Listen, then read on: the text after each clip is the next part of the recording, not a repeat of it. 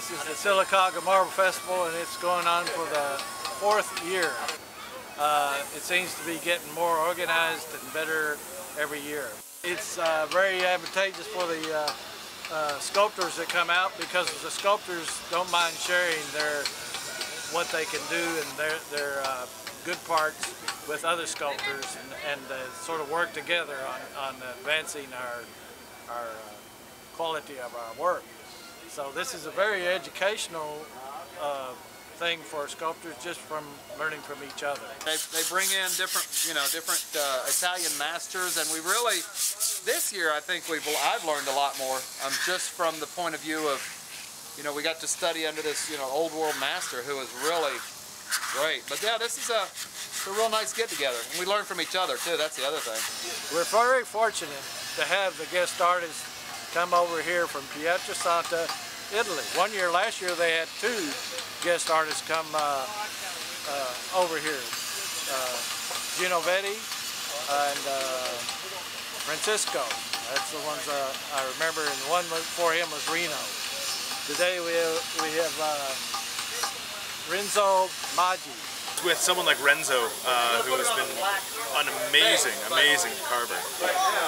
We get to see things that you cannot see, usually outside of Italy. Someone with 50 years experience is a very, very rare thing, and in North America, a lot of sculptors who have been working for 50 years don't still carve their own works. They have assistants doing large amounts of the work. So seeing someone who's got the touch that he has, who's able to do things with a chisel that I'd be uncomfortable doing with a grinder, it's really quite amazing. The technique that Donatello created to get that relief, where it looks deep, but it's only that deep. Donatello Renaissance Desiderio Settiniano, special Madonna and King. Yeah. Renzo's sculpture has been moved over to the Sylacauga Library, and it's actually a portrait of Ulysses and Penelope. Each side, like the sides of a coin, has a different portrait on it, and Renzo's signature on the Ulysses is to have a sort of divided face that sort of reflects the dual sides of the character. Basically, he carved Penelope first on the back face, fairly classical form, sort of looking downward. Ulysses was carved a little bit more contemporarily, and then it's mounted on a base that has a swiveling pin, so it can actually be turned quite easily. It's a really elegant piece, very, very well done, and almost an illustration of the different textures that you can achieve with chisels and with surfacing. He did a wonderful job of it. It's much, much more than I ever expected to see for the amount of time he was here.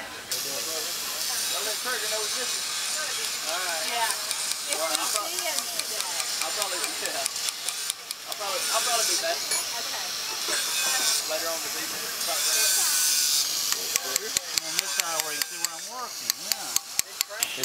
This is out of the quarry called Alabama Marble Company, and it's actually their dimensional marble quarry. There's a couple other quarries that pull stone for grinding up into other things, but this marble has been specifically cut out of the ground as opposed to blasting it out, which puts a lot of fractures in the marble. But it's a very pure white calcium carbonate marble with a lot of veining that you can see here, and I think somebody told us that was chlorite, the mineral that's in there, so it's kind of a neat thing. And every now and then you'll run across some different colors, some creams.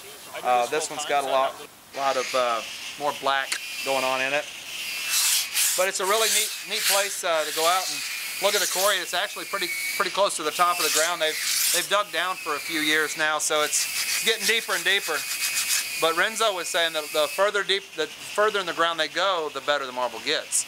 A lot of the community people that do come by didn't know that the sculptural marble is out there, and that's how the Sylacauga marble was founded by a sculptor to get it for sculpture and architectural marble. So this sort of educational for the people here and from the other cities. We get people coming in from even Georgia. The people are on vacation and touring through. They hear about the festival, they come by, and we have had them from all over. I think we had one person come in from Missouri the moment it's supporting structure. Because with me working on it, moving around, flipping around, I don't want to have that weak. So we're leaving a bridge in there for now, but I'm going to come in and grind it out when I get done with all the sanding and everything. And as you look across the street, there's the Bluebell Creamery. This is one that's helping us out and giving us the power and the air supply for to run our equipment, and they've always helped us out. And this is the Bluebell Park that we're set up into. So, and it's not only Bluebell; it's a lot of the businesses, the marble quarries support this, and they back this and are benefactors in this. So it's this is very beneficial for us, and we look forward. If you talk to any of the sculptors, we all look forward to it every year.